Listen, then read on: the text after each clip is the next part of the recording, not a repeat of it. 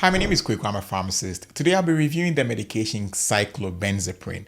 We will cover what it is, how it works, its uses, dosing information, how to take it properly, important precautions and side effects that you should be aware of. Before we begin, I just want to emphasize that this video is for informational purposes only.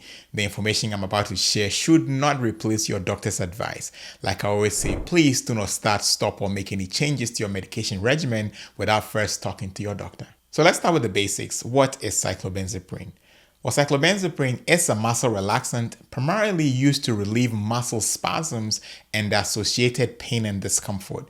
You might know it by the brand name Flexeril, though these days many people use the generic versions that are widely available. Cyclobenzaprine belongs to a class of medications we call skeletal muscle relaxants, and interestingly, its chemical structure is very similar to those of the tricyclic antidepressants, though it is not used to treat depression.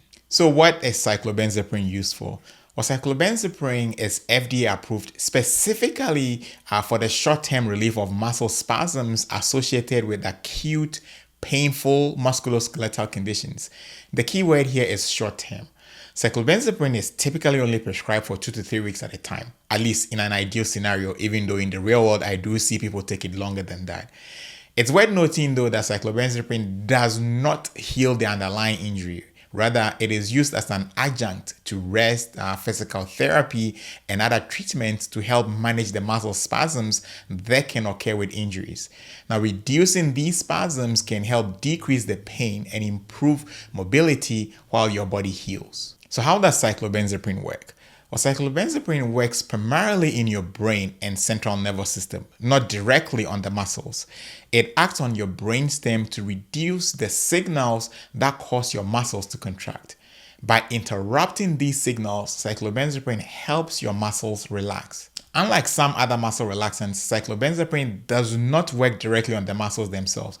Instead, it alters the way your brain communicates with your muscles, which is why it can cause some side effects like drowsiness, which I'll touch on in just a few moments when we talk about side effects. So how to take cyclobenzaprine? Well, cyclobenzaprine comes in a tablet form as well as an extended release capsule. The regular tablets are typically taken 3 times a day, while the extended release capsules are usually taken once a day. Now, cyclobenzaprine can be taken with or without food, but usually taking it with food might help reduce any stomach upset that can potentially occur. If you are using the extended release capsules, it's important to swallow it whole. Do not crush, chew, or break it, as this could release all the medication at once and increase the risk of side effects. When it comes to dosage, your doctor obviously will determine the right dosage based on your specific condition, your age, and some other factors. Most adults do start with 5 milligrams 3 times a day, with the dosage possibly being increased to 10 milligrams 3 times a day if needed. At the total daily dose, you generally not exceed 30 milligrams. For older adults, however, lower doses are typically recommended because they may be more sensitive to the effects of this medication. Now, once again, don't forget that cyclobenzaprine is meant for short-term use, usually no more than 2 to 3 weeks. If you find yourself needing it longer, it might be a good idea to have a discussion with your doctor. Now, some precautions. Now, there are several important precautions and warnings to be aware of when taking cyclobenzaprine. I believe one of the most important ones is that it is not recommended for people over 65. Like I said earlier, older adults may be more sensitive to the side effects, and therefore they are often better with other alternatives that may be more suitable for them.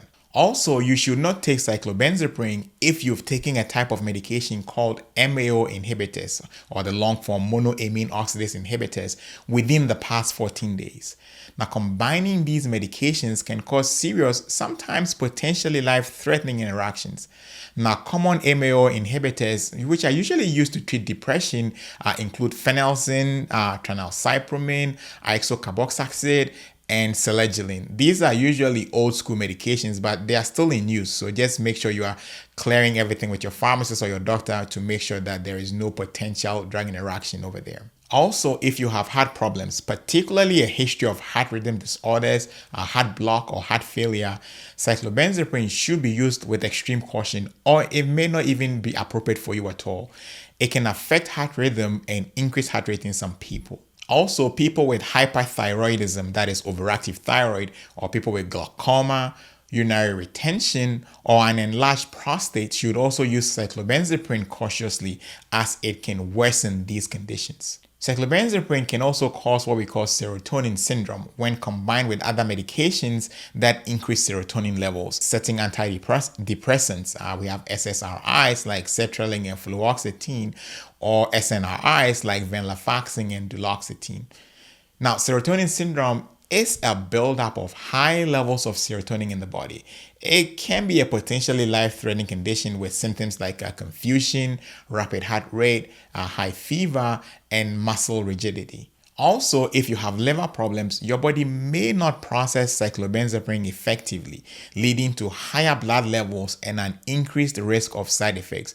Your doctor obviously will prescribe a lower dose or maybe choose something completely different if you are not a good candidate for cyclobenzaprine. The other precaution is for pregnancy and breastfeeding. Now, pregnancy and breastfeeding are also considerations. If you are pregnant, planning to become pregnant, or you're breastfeeding, it's important to discuss this with your doctor before using cyclobenzaprine. Now, there are some things that you need to avoid while taking cyclobenzaprine. Alcohol is a big one. Drinking alcohol while taking cyclobenzaprine can intensify side effects like drowsiness and dizziness, making activities like driving even more dangerous. Now, speaking of driving, you should avoid driving or operating any heavy machinery until you know how cyclobenzaprine affects you. Many people experience significant drowsiness, especially when they first start taking the medication. Also, avoid taking other central nervous system depressants without discussing this with your doctor. Now, CNS depressants include sleep medications, anxiety medications, and some pain relievers. Now, let's talk about side effects. Like all medications, cyclobenzaprine can cause some side effects. The most common ones include drowsiness, which is the most frequently reported side effect, affecting up to 40% of people who take cyclobenzaprine. That means every 4 in 10 people would experience drowsiness. Now, dry mouth is another one, and this can be mitigated by sipping water, chewing sugarless gum, or using saliva substitutes. Dizziness, especially when you're standing up quickly from a sitting or lying position, is also another common side effect. Other common side effects include headache, fatigue, and blurred vision. Now, there are some also less common but more serious side effects which can occur, and these primarily include heart-related effects such as irregular heartbeat or fast heart rate. Now, there's also been reports of confusion, hallucination, particularly in older adults. Serotonin syndrome, which I talked about earlier, especially when combined with other medications that increase serotonin levels.